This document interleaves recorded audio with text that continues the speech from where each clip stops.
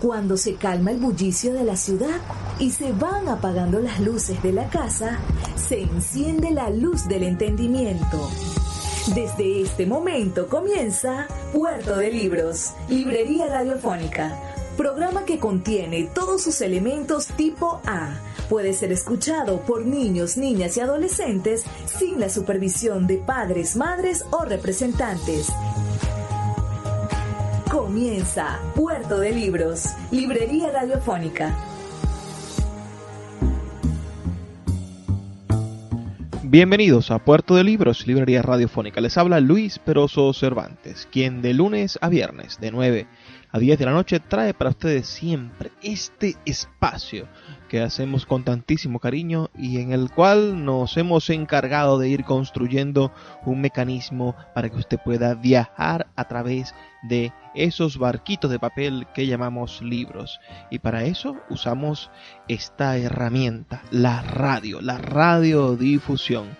La Red Nacional de Emisoras Radio Fe y Alegría presentan para ustedes toda la noche, de lunes a viernes, su puerto de libros, Puerto Franco, para poder zarpar a través de esos mares intrincados, de esos ríos suculentos, de esos océanos infinitos, del saber, del conocimiento, de la imaginación y, sobre todo, de la esperanza, porque cuando leemos tenemos esperanza, cuando leemos tenemos ganas de poder ser mejores personas. Nunca he conocido a alguien que después de leer no tenga una idea diferente, no haya conseguido una manera distinta de ver la vida. Hoy estaremos emitiendo nuestro programa número 149. Hemos hecho 149 programas para ustedes, con tantísimo cariño, señores. Estos 149 programas ustedes los pueden escuchar ya en nuestra página web radio.puertodelibros.com.be, radio.puertodelibros.com.be. Es nuestra página web en la cual podrán escuchar nuestros programas, compartir con nosotros, llevarlo un poquito más allá, decirles si le gusta alguna de nuestras secciones, con seguridad podrá conseguirla allí y replicarla, compartirla en su teléfono, en un correo electrónico, a quien usted desee que escuche el contenido que hemos preparado para usted esta noche y en las noches anteriores. También puede seguirnos por las redes sociales. Estamos en Instagram y estamos en Twitter como @librería radio. Allí usted va a conseguir nuestra constante programación. Le vamos a estar informando de lo que hacemos, lo que decimos, lo que queremos hacer, a qué hora comienza el programa y que pueda usted tener el link de nuestros podcasts. También estamos, como ustedes saben, por teléfono. Pueden enviarnos un mensajito de texto reportando su sintonía. Para nosotros es muy importante que ustedes reporten su sintonía por varias razones. La fundamental es que de esa manera no nos sentimos tan solos. Nos sentimos acompañados por ustedes. Nos sentimos que estamos uno al lado del otro, que esta conversación tiene un asidero y que cada una de nuestras palabras consigue otro puerto al cual llegar, en el cual anclarse y echar frutos o hacer intercambios, ¿no? Porque si uno sale de un puerto, en este caso de este puerto de libros, quiere llegar a otro puerto con su embarcación, a un puerto también seguro, en el cual sea recibido con amistad, con beneplácito. Envíanos un mensaje de texto al 0424-672-3597 y haznos saber que nuestro barco de papel, nuestros libros, nuestras esperanzas, nuestras ilusiones, nuestras ganas de hacer las cosas llegaron hasta tu hogar a través de la radio. Hoy en nuestra emisión número 149 vamos a tener en nuestra sección La Voz del Autor una serie de comentarios que hizo el gran Mario Vargas Llosa sobre el poeta y ensayista y novelista cubano José Lezama Lima. Después vamos a escuchar la lectura que hicimos del discurso de Adriano González León al recibir el Premio Nacional de Literatura. Y finalmente vamos a escuchar un audio bastante particular. Pareciese que estuviese dedicado únicamente a nuestra universidad, la Universidad del Zulia, pero yo creo que es una reflexión que podría servir para todos los sectores de la vida universitaria a nivel nacional y para para todos los otros sectores del universo académico y no académico. Porque quien nos habla es el gran Ángel Lombardi, que es uno de nuestros grandes intelectuales en el Zulia. Y espero que ustedes sean capaces de destilar de esas interpretaciones, de esa especie de memoria que hace de su gestión como rector de la Universidad del Zulia y de sus aspiraciones para esta universidad, sus sueños, cómo él la ve en el futuro. Bueno, que ustedes sean capaces de sacar también las conclusiones de cómo utilizar su sabiduría para mejorar el país en general. Nuestra Universidad del Zulia es un microcosmos que puede ser proyectado a el cosmos general de lo que es la nación y de lo que son las otras universidades. Y después, al final, haremos una reflexión bastante sentida sobre lo que aconteció el 1 de junio con el incendio de la biblioteca de la Universidad de Oriente. Vamos a ver si atamos todos estos cabos y llegamos a alguna conclusión. Espero que disfruten el programa de esta noche, que sea un viaje ameno y que podamos compartir, como siempre lo hacemos, estas palabras que nos fecundan, que nos llenan de ideas y hacen que cada vez seamos mejores. Antes de comenzar el programa, siempre me gustaría que ustedes tomaran un tiempecito para escuchar los mensajes que tienen para nosotros nuestros anunciantes, esas personas que hacen posible que Puerto de Libros, librería radiofónica, llegue a sus hogares de lunes a viernes de 9 a 10 de la noche a través de la Red Nacional de Emisoras Radio Fe y Alegría. Sultana del Lago Editores es una empresa zuliana de servicios editoriales. Nuestro catálogo tiene más de 100 títulos de autores nacionales e internacionales. Además, somos la única editorial que presta servicios de impresión bajo demanda en Maracaibo. No necesitas invertir en grandes tirajes. Tus lectores pedirán tu libro, nosotros lo imprimiremos y tú obtendrás regalías. Por ello, también editamos internacionalmente en Amazon y Google Play Books. Conoce más en nuestra nueva página web www.sultanadelago.com o siguiéndonos en Instagram como @sultanadelago. La voz del autor en Puerto de Libros por Radio Fe y Alegría con todas las voces.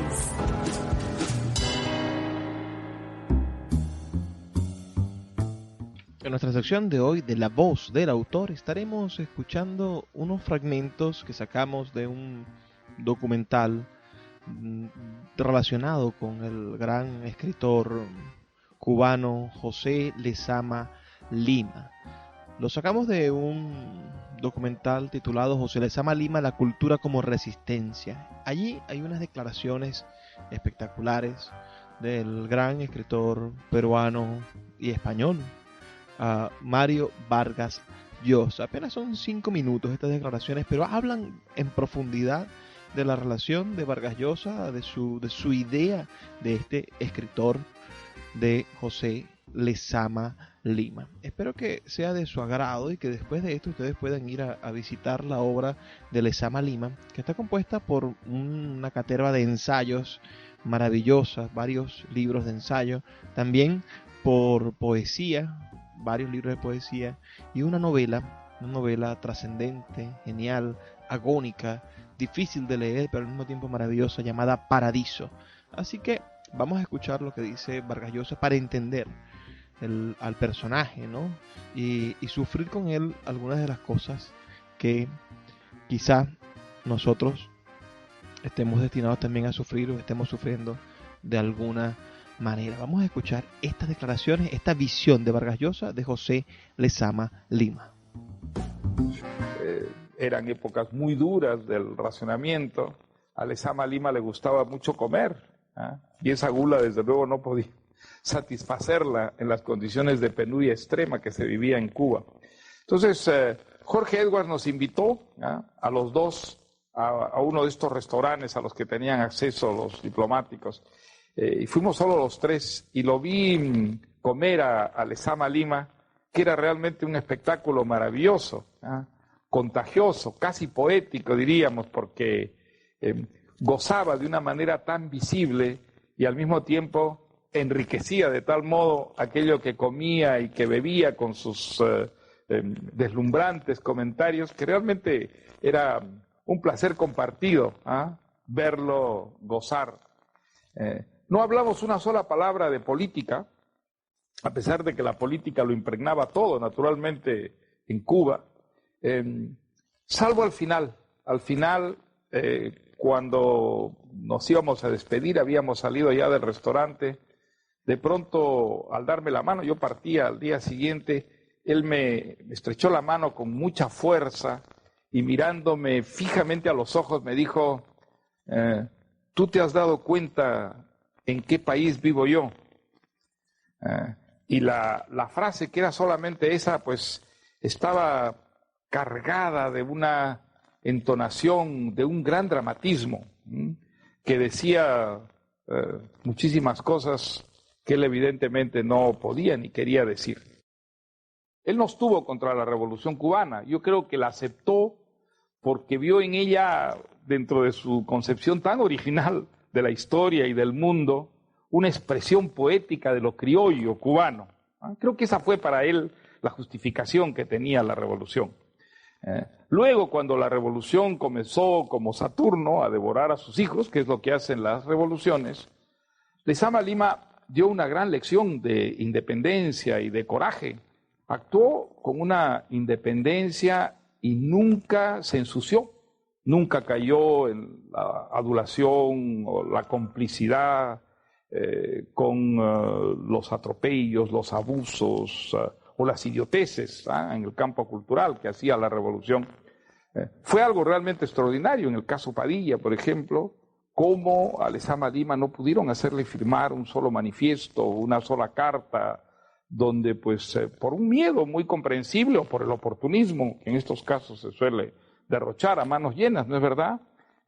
Sucumbieron tantos escritores cubanos. Lezama mantuvo con un coraje que hacía de él realmente una persona muy amenazada, él que era una persona además tan absolutamente vulnerable. O sea que ese es un aspecto que también hay que destacar muchísimo de Lezama, el de su coraje, el de su independencia, el de esa integridad que nunca estuvo dispuesto a sacrificar. Y bueno, un hecho que hoy día ya no se recuerda, pero que fue capital en un momento dado para muchos escritores, como yo, que habíamos apoyado hasta entonces la revolución, que en los últimos tiempos habíamos empezado a tener una serie de preocupaciones y de dudas y de críticas que expresábamos, digamos, en voz baja, sin atreverlos a hacerlas públicas, porque funcionábamos siempre dentro de esa idea totalmente equivocada de que no había que dar armas a los enemigos de la revolución. Sin embargo, el caso Padilla fue un caso de injusticia tan flagrante que a muchos pues nos llevó a dar ese paso y a decir, no, este es el límite, ya no podemos seguir callando. Fue revolucionario respecto a su tradición, fue revolucionario respecto al mundo en el que él comenzó a escribir. Hizo algo que no tenía precedentes, y en ese sentido sí, sentó las bases de una literatura nueva.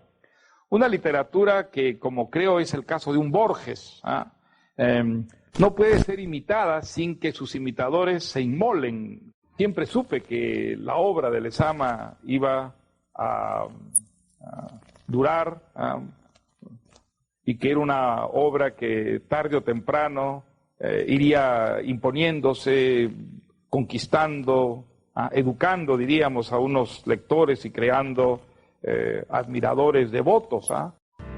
Escuchas Puerto de Libros con el poeta Luis Peroso Cervantes. Síguenos en Twitter e Instagram como @Librería Radio. Cada día un libro. Puerto de Libros, Librería Radiofónica, por Radio Fe y Alegría, con todas las voces. Ahora, en nuestra sección Cada día un libro, escucharemos el discurso del escritor venezolano Adriano González León cuando recibió el Premio Nacional de Literatura del año 1979. Espero que sea de su completo agrado y que nos envíen sus comentarios al 0424-672-3597. La literatura es un enfrentamiento con la nada. Nombrar rompe silencio, disuelve las tinieblas, realiza el milagro del ser. Por las palabras del universo se hace tenue, cobra orden, disuelve su aspereza, es habitable y reconocible. Todavía estamos descubriendo si esas piedras y esos árboles registrados por la emoción son primero que los sobresaltos del alma o si son los sobresaltos del alma los que se han encargado de otorgar su verdad a las piedras. Dejemos entonces que los pájaros resuelvan el conflicto. A lo mejor se trata de una eternidad parecida y palabra y materia se confunden en vigor perenne, principio y fin, sustancia inalcanzable y finita a la vez. Presente sin pasado, pasado únicamente con memoria y futuro que comienza en proyecto y se desvanece para ser transitorio y luego volver a comenzar.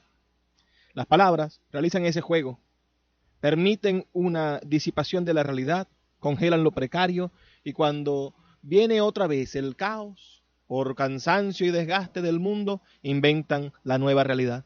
Por eso depositamos la confianza en los pájaros. El canto es revelador y hace posible que las cosas del mundo nos muestren sus rostros secretos. El discurso cotidiano, que comenzó por ser ordenador y mágico, perdió potencia por el desgaste abusivo, acumuló derrumbes, se hizo tartamudeo, dio la espalda al esplendor inventivo.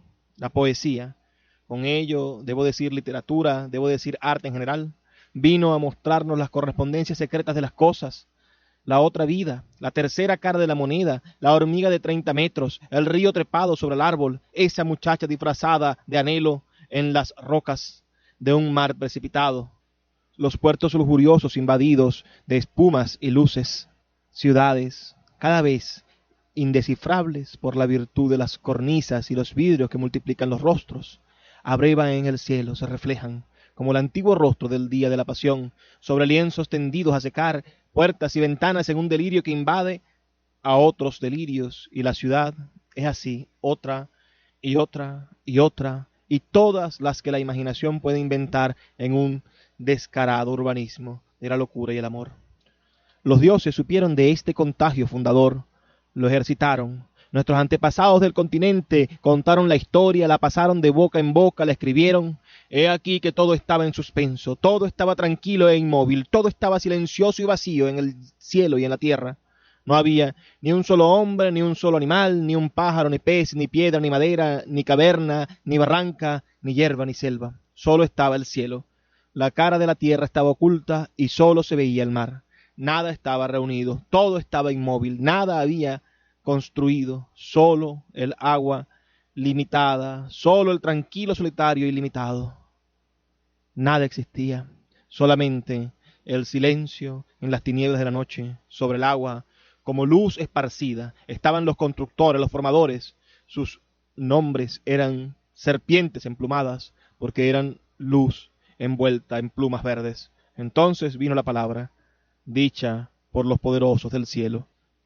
Sin pretender competir con la grandeza alada de los antiguos dioses, hay una extraña especie llamada gente de letras, que, en medio de todos los altibajos, grandezas y vacilaciones, se ha propuesto reverenciar el carácter raigal de la palabra. En todos los mitos, en todas las religiones, en todas las leyendas, la palabra aparece confundida con la divinidad. Alguna vez, hasta el mismo Dios sintió que el verbo se le escapaba, que los hombres habían aprendido a jugar con los vocablos, que levantaban torres tan altas como sus voces, y eso no era tolerable. Ante una soberbia de balcones y jardines que aspiraban a alcanzar las nubes, se eligió el máximo castigo. No fue el cataclismo, ni los ríos desbordados, ni la propia muerte, algo más doloroso. Una herida implacable y rotunda, confundir las lenguas.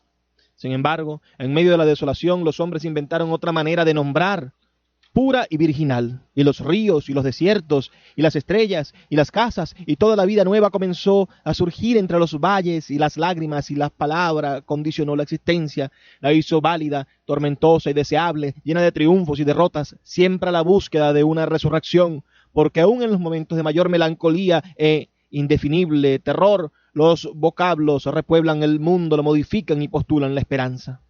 Por ello, cuando el lenguaje se degrada, los escritores, los artistas, se entiende desde luego aquellos que han hecho de la espontaneidad y la nobleza imaginativa su verdad, buscan restablecer la limpidez inicial, el hallazgo propulsor contra el desgaste producido por los lugares comunes, la retórica de las asambleas, la vulgaridad publicitaria, las frases repetitivas, el parloteo refranesco, la facilidad de la insolencia, las consignas aburridas, los discursos de despedida, las alabanzas, la técnica informativa, el dispositivo electrónico, la torpeza fonética y un silencio que no es de sabios, sino de idiotas consumados. En el lujo y el disfrute de la palabra, a los escritores les ha tocado un papel que los rebasa. Al principio quisieron ser magos, luego quisieron ser sacerdotes, más tarde adivinos. Los hombres de presa ganaron la partida.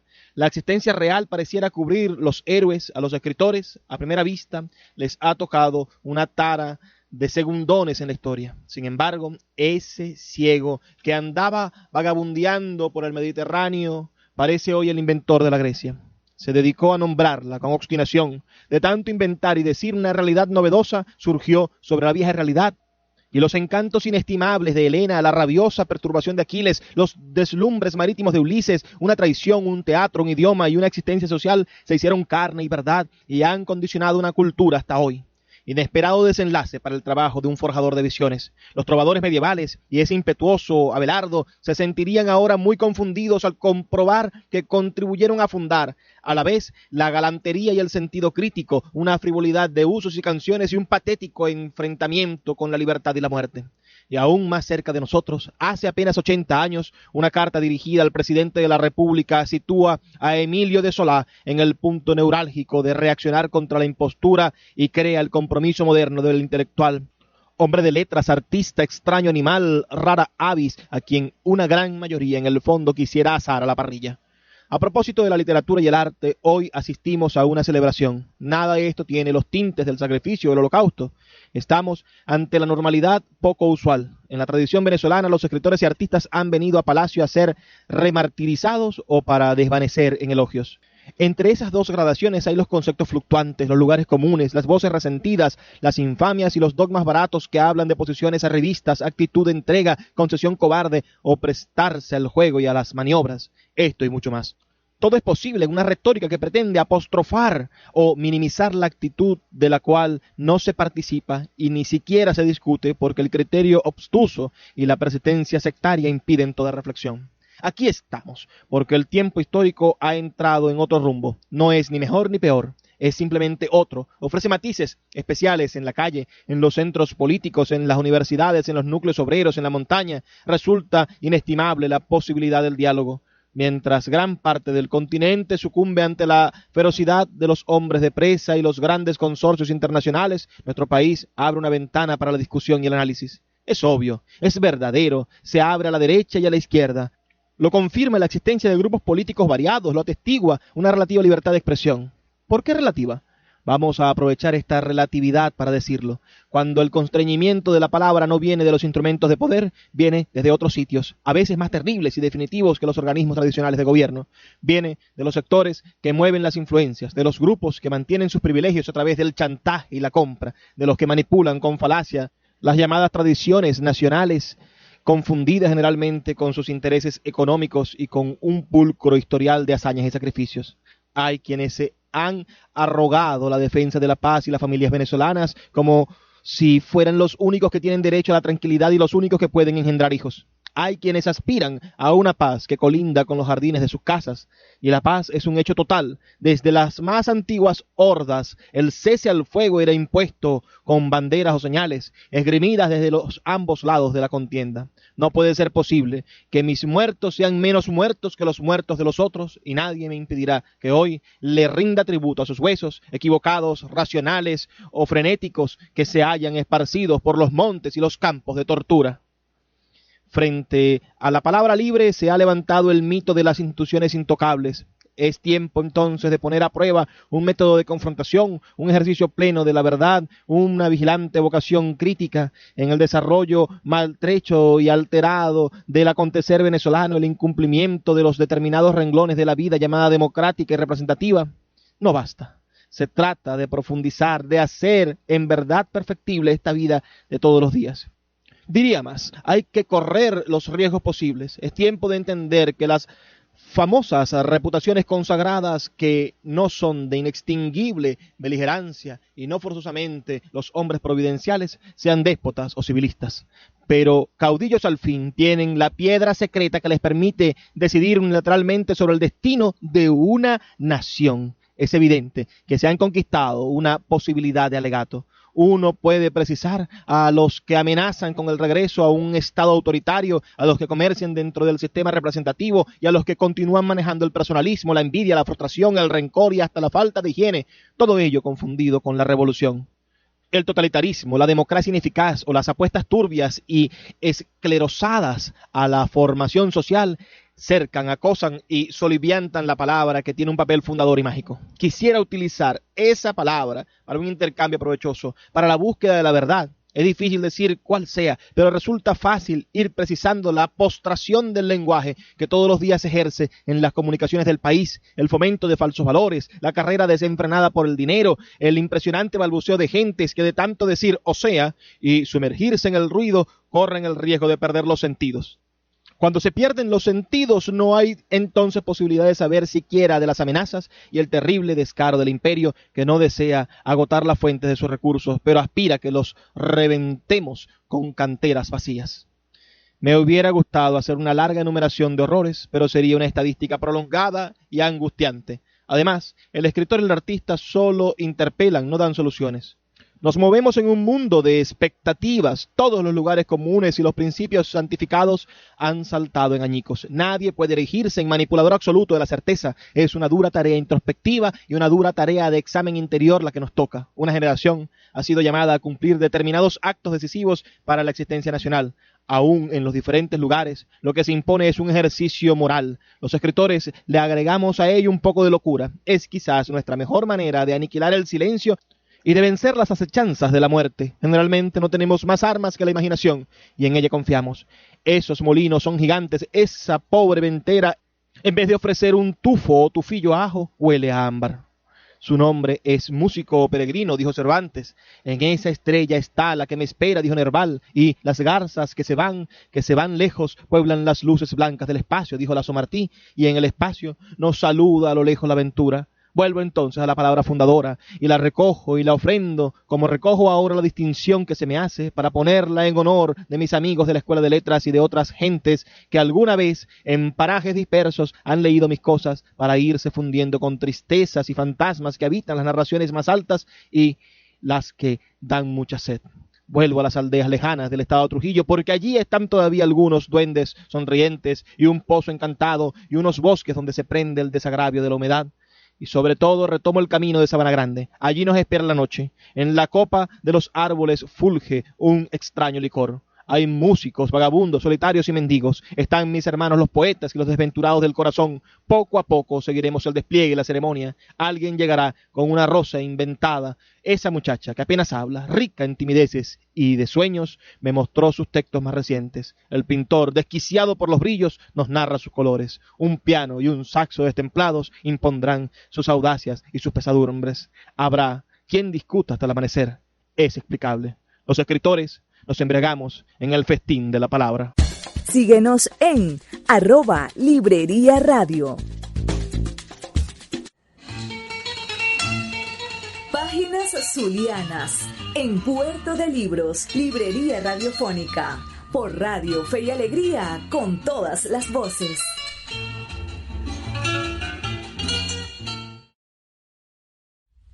Los seres humanos somos seres culturales, por definición, y la universidad, que es una construcción humana, trata de expresar en lo posible esa concepción integral del hombre, de tal manera que por eso hemos llegado a afirmar que la universidad es prácticamente cultura y viceversa, ¿no?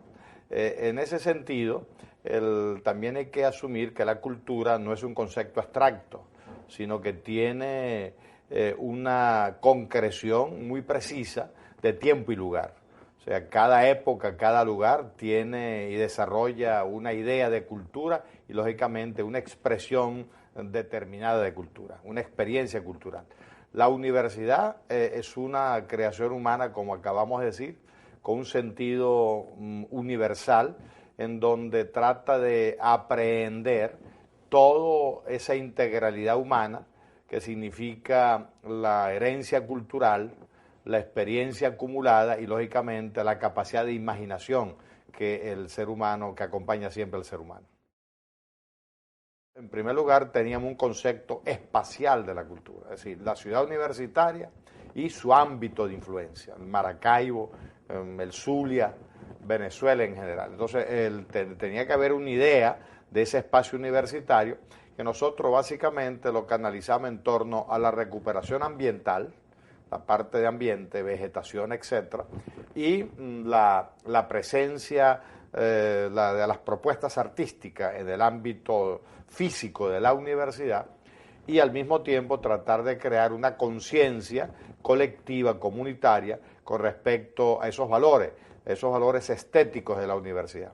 Y por eso nosotros, siendo yo decano de la Facultad de Humanidades, allá en los años 75-78, con el apoyo del artista Lía Bermúdez, hicimos aquel proyecto que todavía está allí, de una obra de esta artista, o sea, como una obra cívica, externa, que hace presencia y le da de alguna manera identidad a la Facultad de Humanidades.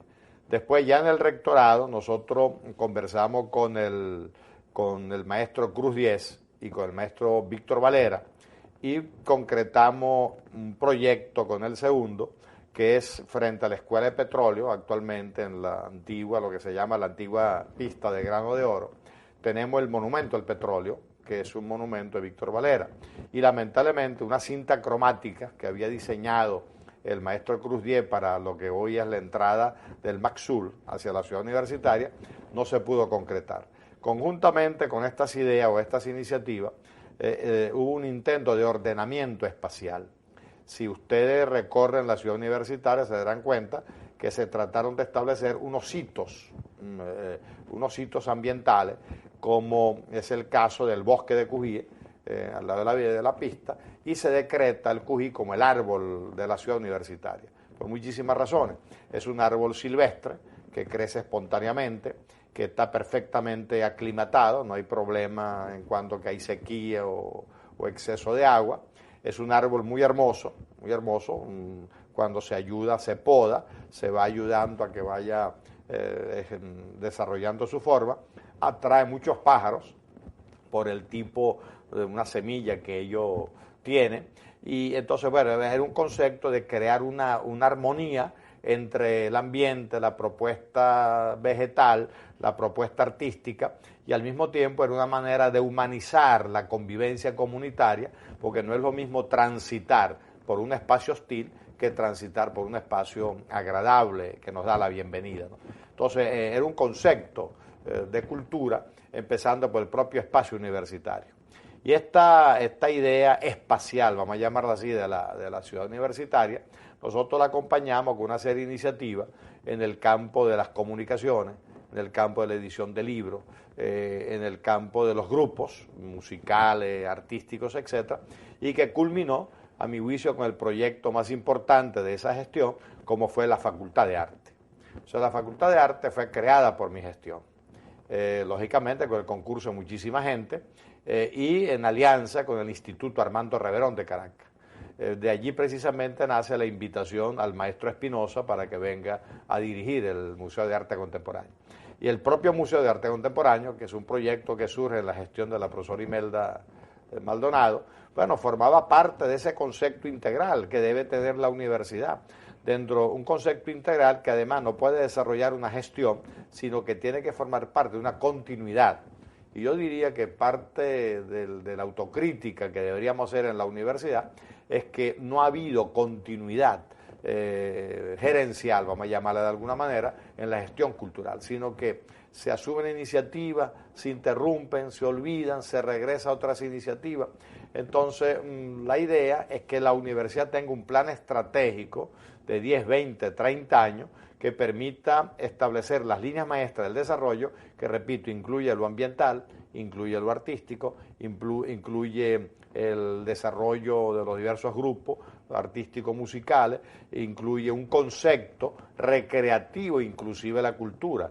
Yo sigo pensando que el gran parque que le debemos a la ciudad de Maracaibo es la ciudad universitaria, porque allí hay más de 600 hectáreas absolutamente subutilizadas y que por mucho tiempo van a estar allí silvestres. Entonces yo pienso que pudiera haber una alianza entre el sector público, el sector privado, entre la alcaldía de Maracaibo, la universidad y otras instituciones, en donde nosotros pudiéramos darle a la ciudad ese parque que está necesitando y que complementaría perfectamente a la vereda del lago. De hecho, inclusive la situación, uno a orilla del lago y el otro en el corazón de la ciudad, perfectamente creo que es una idea viable y que deberíamos rescatar. Nosotros manejamos esa idea.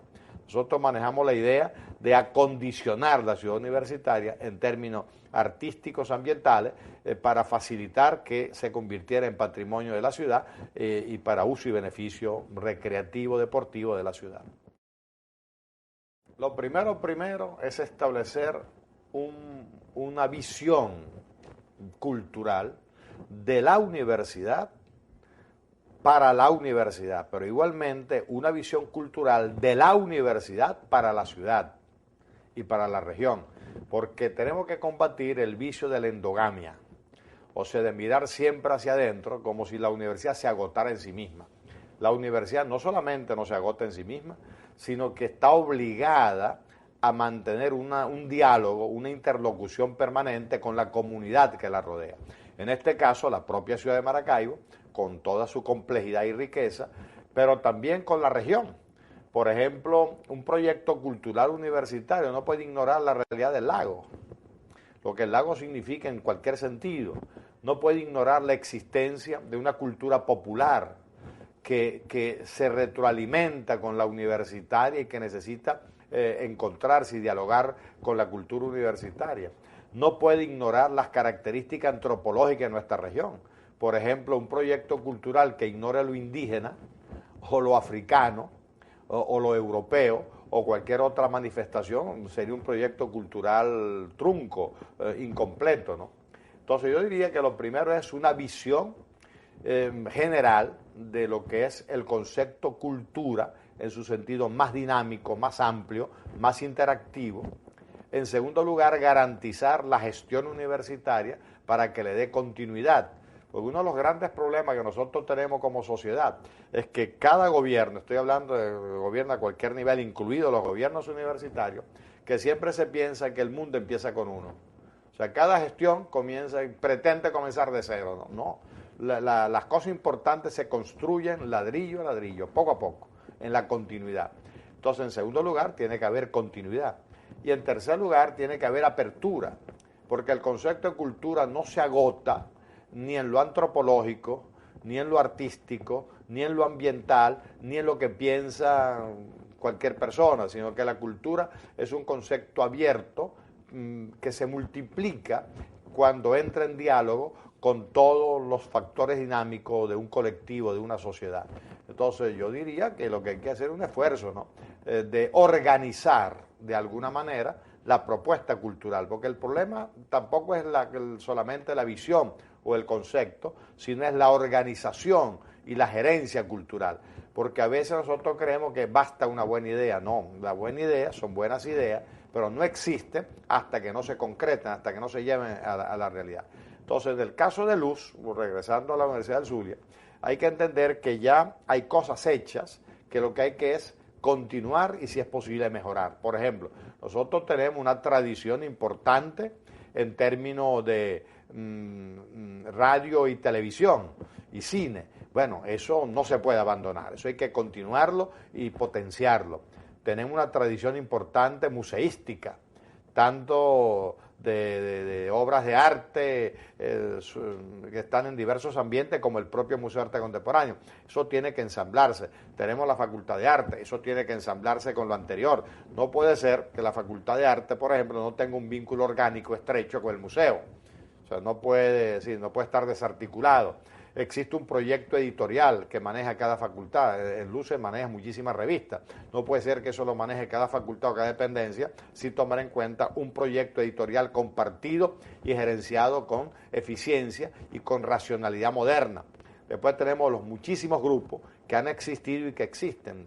de teatro, de danza, de musical, etcétera. Bueno, eso no puede ser tampoco grupos aislados entre sí, que no se comunican, no comparten. Entonces yo diría que tenemos que estar claros en la visión, tenemos que estar claros en el concepto amplio, integrador, dialogante con el entorno y fundamentalmente también con el concepto gerencial administrativo de la cultura. Porque a veces nos quejamos de falta de recursos y posiblemente sea verdad, pero muchas veces no es la falta de recursos, sino nuestra desorganización o nuestra burocratización, porque hay una tendencia perversa en las universidades a burocratizar la cultura. Es decir, entender que la cultura es una estructura burocrática de funcionarios. No. O sea, esa estructura tiene que ser una estructura ágil, en permanente motivación y en permanente apoyo y no obstáculo para que el hecho cultural florezca y se reproduzca, ¿no? Entonces yo diría que es un problema de mentalidad. Tenemos que aspirar a que la dirigencia universitaria, que donde se toman las decisiones, tiene que tener una sensibilidad hacia lo cultural, que no nos pase en la universidad lo que pasa normalmente en los gobiernos nacionales, regionales y municipales. Cuando toca recortar presupuesto, lo primero es cultura, que es lo marginal, después educación, que no es tan importante. Entonces, bueno, nosotros lamentablemente en la universidad deberíamos tener otras prioridades.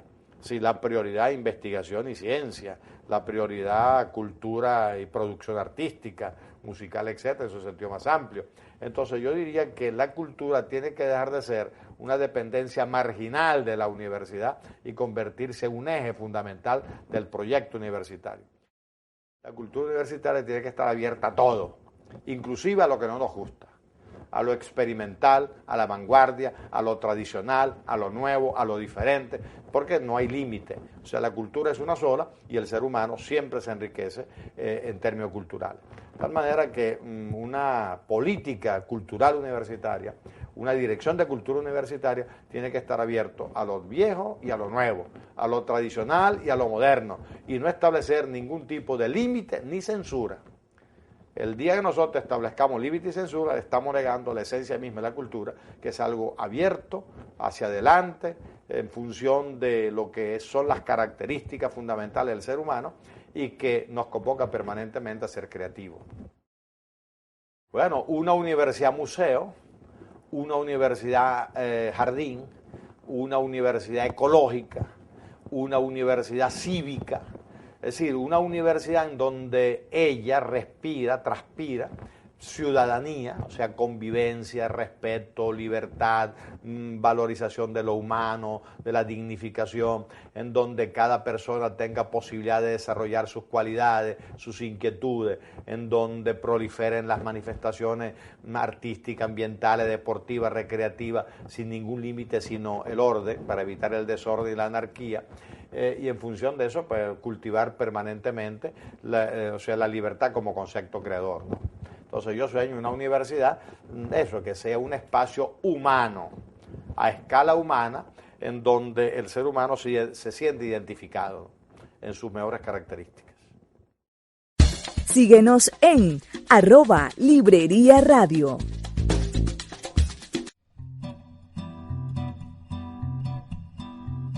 ¿Cómo piensa la literatura?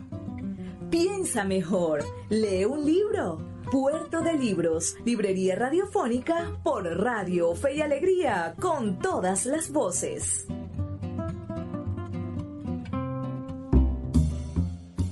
Así llegamos a la última sección de nuestro programa. Como les comenté al principio, quiero dedicar estos minutos a hablar acerca del incendio que se vivió la noche del 31 de mayo y que todos conocimos el 1 de junio, del edificio de la Biblioteca Central de la Universidad de Oriente en el núcleo Sucre.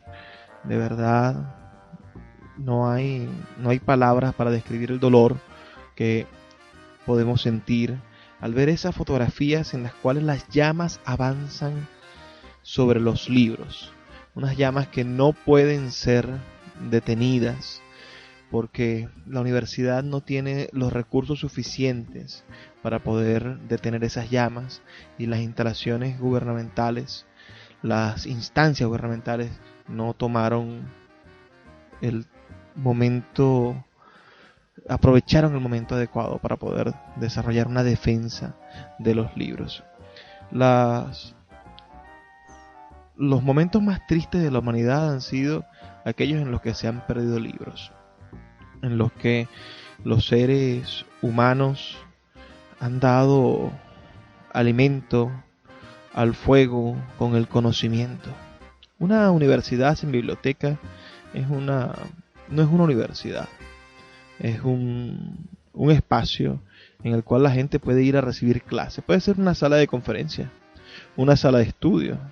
No hay diferencia entre una universidad sin biblioteca, una universidad sin extensión, una universidad sin compromiso con el conocimiento, a la sala de tu casa y al espacio en el cual ahora queremos que sea nuestra educación, que son aulas virtuales.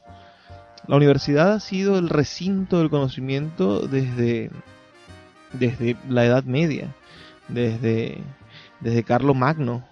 La universidad ha sido el espacio de resistencia del conocimiento para esconderlo, salvaguardarlo, protegerlo de lo oprobio, protegerlo de los fanatismos, protegerlo de las diferentes traiciones que comete el poder en contra del conocimiento.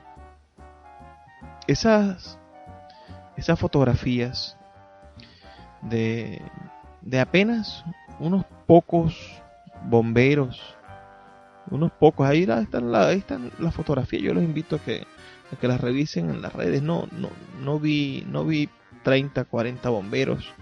Creo que las fotografías no muestran más de 10 personas intentando apagar ese incendio, sin darse cuenta de que en el momento en el que las llamas estaban consumiendo esas letras, estaban matando no a una decena, no a 100, sino a miles de personas que en espíritu se encontraban contenidas en esos libros. Venezuela no puede continuar de esa manera. Los criminales, los ladrones, los malandros que iniciaron ese incendio no pueden continuar impunes. No puede ser posible que un 6 CPC, que una policía, que un cuerpo judicial, que una fiscalía de Venezuela no se alarme frente al incendio de una biblioteca. Debe de ser tan importante conseguir a los culpables de ese bibliocausto como conseguir a los culpables de un asesinato, o como perseguir a esas personas que intentaron hacer una incursión marítima y que tanta publicidad se le ha dado por los medios oficiales. Señores, los libros son nuestra última defensa, son la muralla que nos va a mantener de cierta manera a resguardo de la barbarie. Yo sé que a la mayoría de los militares no les gusta leer. Yo sé que a la mayoría de los políticos no les gusta leer. Yo sé que a la mayoría de los policías no les gusta leer. Pero ustedes, militares, políticos, policías, se me están escuchando, los invito a que, a pesar de que no tienen un hábito de lectura, reconozcan la importancia que tiene la lectura para el desarrollo del país. Muchas veces, por nuestro día a día, por nuestra familia, por lo que nos sucedió, no tenemos la capacidad de hacer las cosas bien o de hacer las cosas que quisiéramos hacer. Pero sí somos capaces, si tenemos la inteligencia suficiente, y muchos de ustedes en su mayoría son personas muy inteligentes, muy audaces, muy suspicaces, sabrán entonces que leer, que la lectura, que los libros son una manera de progreso, de desarrollo, y que sin libros, sin lectura, cultura, sin conocimiento, sin universidades preparadas, sin académicos, nunca vamos a conseguir el progreso que necesitamos. Señores, para cualquiera de las cosas que querramos hacer en el día a día, hasta para las cosas malas que se hacen en el día a día, hace falta que haya progreso. Hace falta que el país vaya en ascenso, que de cierta manera mejore. Dense cuenta ustedes mismos. Para algunos las cosas les están yendo muy bien, porque tienen dinerito, porque quizás hay una maraña buena o cualquiera de esas cosas horribles que suceden. Pero la verdad es que cuando voltean alrededor no hay una sintonía de que todo vaya bien. Y cuando te va bien a ti solo, y no le va bien ni siquiera a tu hermano, ni siquiera a tu esposa, entonces algo no es completamente bueno y no vas a poder disfrutar completamente de esa alegría. Lo más sabroso es cuando nos va bien a nosotros y le va bien a todo el mundo. Y si nos va bien, más bien a nosotros que a los demás, si a nosotros nos va mejor que a los demás, es mejor para nosotros, claro, nos disfrutamos más.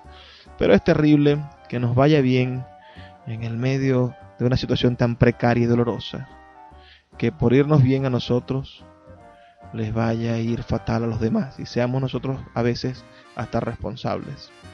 Yo invito a las autoridades a asumir sus responsabilidades. Estuve leyendo las declaraciones de la rectora Milena Bravo y me parece descorazonador encontrarnos con una universidad con un plan sistemático de abandono por parte de las autoridades. Las universidades de Venezuela no tienen recursos para poder cubrir con su seguridad. Si un gobernador no tiene suficientes recursos para acabar con la delincuencia de su estado, ¿cómo un rector o un jefe de seguridad de una universidad va a poder solucionar un problema que es general y que no depende de la universidad? Así que necesitamos, señores gobernadores, señores comisarios del CICPC, señores fiscales, señores jefes de destacamentos militares, por favor, piensen que conseguir a los responsables de la quema de esos libros es el principio de una larga manera de enmendar los errores cometidos y es darle un espaldarazo al futuro de progreso que necesita el país. No sé cuántos libros se perdieron. No he leído la cifra y creo que no hay un reporte oficial de la cantidad de libros que se perdieron. Pero la imagen es aterradora y se notan que son miles de libros que ya no van a poder volverse a leer. Tesis completas cuyo único lugar que tenía de resguardo, es decir, el conocimiento producido en esa universidad, cuyo resguardo estaba en esa biblioteca, se perdió por completo. Es una tragedia y necesitamos justicia para esa tragedia. Yo pido, nunca he ido a la UDO, lamentablemente nunca me he acercado al oriente del país, nunca he estado en Cumaná, nunca he estado en Tucupita, nunca he estado en el estado de Anzoátegui. Quisiera ir al oriente del país. Sé que muchos nos escuchan desde allí y les envío mi solidaridad. Aquí en el occidente, en Maracaibo, las cosas son igual de calamitosas. Nuestra biblioteca de la Universidad del Zulia tiene muchos años cerrada y ha sufrido también actos vandálicos, pero no al nivel de incendiarla. Se han robado las computadoras, se han robado los escritorios, se han robado los cableados eléctricos. Ya la universidad no tiene cables por ningún lado. Pero quemar los libros, ¿qué clase de criminales, de matones del conocimiento piensan apoderarse de la UDO? No podemos permitirlo. Claro, no hay razón para pensar que la gente va a verse obligada a un alzamiento o a hacer manifestaciones por la quema de libros y a hacer guarimbas por la quema de libros. Eso es absurdo. Lo que debemos hacer es reconstruir esa biblioteca,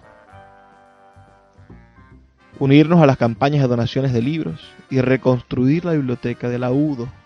Cuenten con mi apoyo, quienes así lo necesiten, para dar a conocer todas las campañas necesarias para rescatar esa biblioteca y todas las bibliotecas que hagan falta.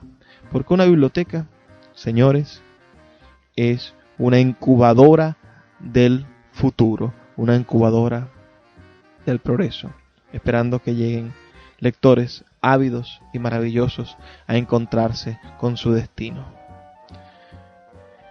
Espero que los 3 temas del programa de hoy hayan servido para darle contexto a este tema terrible del cual acabamos de conversar. Envíame tu opinión.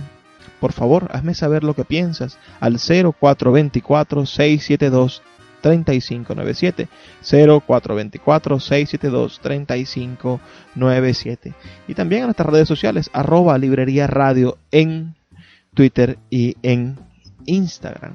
Me toca despedirme. Recuerden que pueden escucharnos todas las semanas, de lunes a viernes, de 9 a 10 de la noche, por la señal de Radio Fe y Alegría. Me despido siempre con el mismo mensaje. Por favor, sean felices, lean poesía. Sultana del Lago Editores es una empresa zuliana de servicios editoriales. Nuestro catálogo tiene más de 100 títulos de autores nacionales e internacionales. Además, somos la única editorial que presta servicios de impresión bajo demanda en Maracaibo. No necesitas invertir en grandes tirajes. Tus lectores pedirán tu libro, nosotros lo imprimiremos y tú obtendrás regalías. Por ello, también editamos internacionalmente en Amazon y Google Play Books. Conoce más en nuestra nueva página web www.sultanadelago.com o siguiéndonos en Instagram como @sultanadelago.